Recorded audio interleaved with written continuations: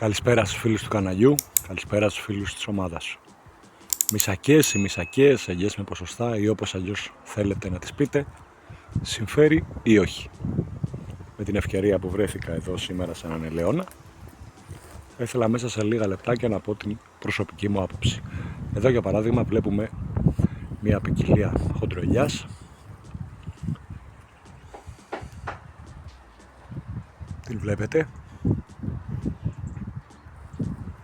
Πάει κοντά στα 6 μέτρα ύψος. Κάτω πολλά άγρια. Το δέντρο έχει ξεφύγει σε ύψος και η παραγωγή του είναι διάσπαρτη, περιμετρικά 1-2 κιλά εδώ,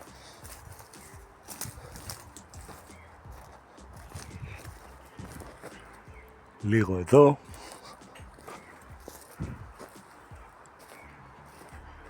και άντε λίγο εδώ. Όταν λοιπόν είναι να μαζέψουμε ένα τέτοιο ελαιώνα, θα πρέπει, για να μπορέσουμε να στρώσουμε πανιά, αρχικά να κόψουμε τα άγρια. Άρα θα πρέπει να χρησιμοποιήσουμε έξτρα καύσιμο, τα εργαλεία μας, που σημαίνει έξτρα συντήρηση εργαλείων, και μετά να μπούμε και να στρώσουμε πανιά, αφού βέβαια απομακρύνουμε τα αγριλίδια. Εντάξει, γιατί δεν μπορούν να μείνουν κάτω και από πάνω. Να στρώνουμε τα δίχτυα μας, δεν θα μείνει τίποτα. Ένα μέρος λοιπόν αυτό. Άρα, μάνι θέλουμε για κοπή των άγριων, για κλάδεμα των λεμάργων ορθιτών που έχουν φύγει τέρμα πάνω, να κατέβουν, να μαζευτούν, για να μπορέσεις να μαζέψεις το δέντρο κοντά στη 1 ώρα εύκολα, εάν είμαστε μόνοι μας πάντα, έτσι. Πάμε τώρα σε επόμενο δέντρο, πάλι μέσα στον ίδιο ελαιώνα. Από εδώ, σίγουρα από αυτό το δέντρο έχουμε μπει μέσα. Είναι 100% σίγουρο. Με 7-8 κιλά ελιές που έχει πάνω, τα έξοδα που θα κάνουμε για το συγκεκριμένο δέντρο θα είναι πολλά παραπάνω. Προχωράμε. Για παράδειγμα βλέπουμε ένα κάκο κλαδεμένο τώρα δέντρο με αρκετά προβληματάκια. Μιλάμε για ένα ύψος χοντρικά στα 6 μέτρα, κουνιέται και αρκετά η κάμερα, όπου για να το ραβδίσεις και να πάρεις αυτόν εκεί ψηλά τον καρπό, θα πρέπει ή να ανέβεις πάνω στο δέντρο ή να κλαδέψεις. Αυτό είναι αδύνατο. Απαιτείται πάρα πολύ ώρα. Και φυσικά τα έσοδα θα είναι ελάχιστα.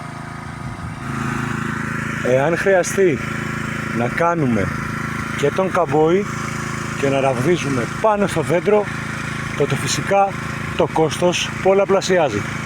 Για πάμε.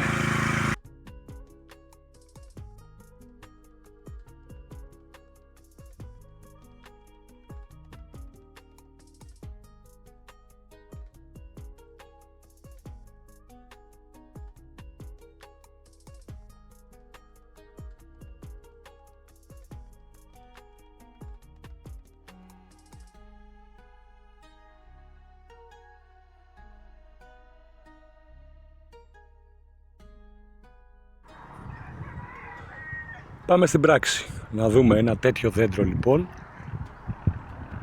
σε αυτά τα ύψη, χωρίς να κλαδευτεί, χωρίς να πειραχτεί, χωρίς να γίνει τίποτα, τι καρπό έβγαλε. Γιατί ήθελα να το δείτε και στην πράξη.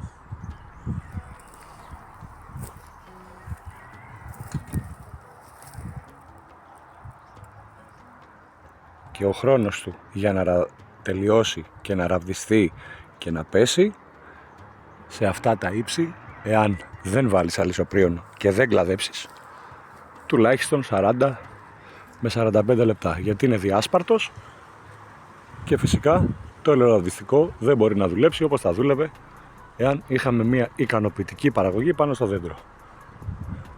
Βέβαια εδώ δεν υπήρχαν τα αγριλίδια που θέλανε καθάρισμα, ήταν ήδη καθαρό, Οπότε χρονικά αυτό το γλιτώσαμε. Όμως το χρόνο που γλιτώσαμε στα άγρια τον φάγαμε απάνω στο δέντρο για να μπορέσει να συγκομιστεί. Προχωράμε σε επόμενο δέντρο στο ίδιο κτήμα. Άρα από 2 δέντρα ήδη έχουμε μπει μέσα.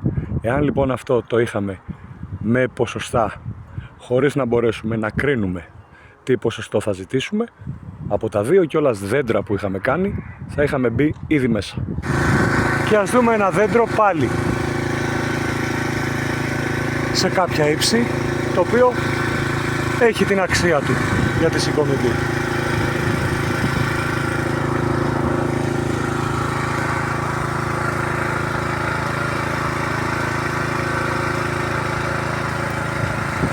Είναι ένα δέντρο που φυσικά είναι αρκετά ψηλό, είναι και αυτό κοντά στα 6 μέτρα, αλλά όπως βλέπετε έχει μια σχετικά καλή καρποφορία, μια καλή παραγωγή. Θα πιάσει το 30 κιλό άνετα, οπότε τέτοια δέντρα τα οποία μας έχουν μια παραγωγή. Κάτω δεν είχε πράγματα για κόψιμο, άρα κάτι που μπαίνεις μέσα και συμφέρει να μαζέψεις κατευθείαν, ναι, είναι ok, μπορούμε. Και ας είναι και σε κακή κατάσταση, ας το πούμε έτσι, όπως είναι ένα δέντρο σαν αυτό. Το βλέπουμε όμως ότι θα ξεπεράσει το 30 κιλά σε παραγωγή και ήδη είναι μισός εκεί κάτω. Θα πάμε σε ένα τέτοιο δέντρο, όπου εδώ φυσικά και αξίζει να μπούμε, γιατί δεν είναι μόνο για παράδειγμα η μία του μεριά, είναι περιμετρικά έτσι και το ύψος του είναι αρκετά διαχειρίσιμο. Είμαστε οριακά στα 4,5 με 5 μέτρα. Οπότε δεν χρειάζεται ούτε στα δέντρα να σκαρφαλώσουμε, ούτε κάτω άγρια να κόψουμε.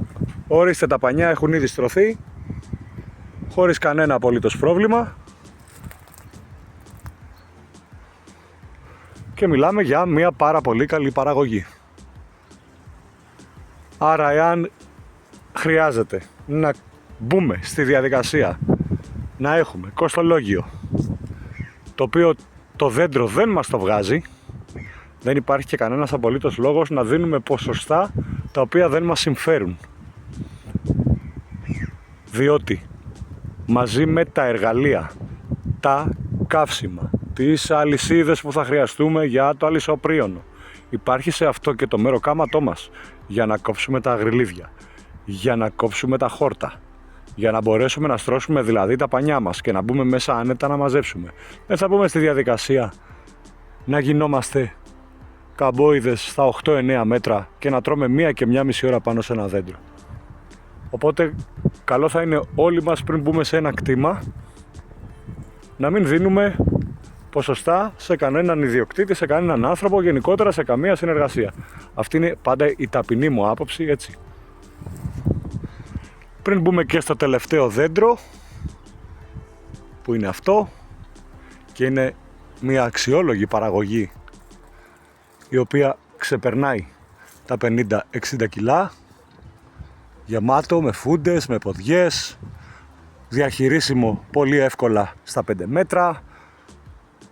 Θα πρέπει όλοι μας να εκτιμάμε την προσωπική μας εργασία. Τα 30, 40, 50 ευρώ που παίρνει ο καθένας είναι τελείως διαφορετικό το μεροκάματο για να κόψεις χόρτα και αγριλίδια και να μπορέσεις να μπεις στο δέντρο. Είναι τελείως διαφορετικό το κομμάτι ελαιόλαδο. Δεν γίνεται με μία μόνο αμοιβή, η οποία περιέχεται σε ένα ποσοστό μέσα που θα πάρεις από το δέντρο, να κάνεις τα πάντα. Οπότε θα πρέπει το ποσοστό που ο καθένας δίνει, εάν θέλει να περιέχει τα πάντα, να είναι αντικειμενικό και να είναι σωστό και ακριβές.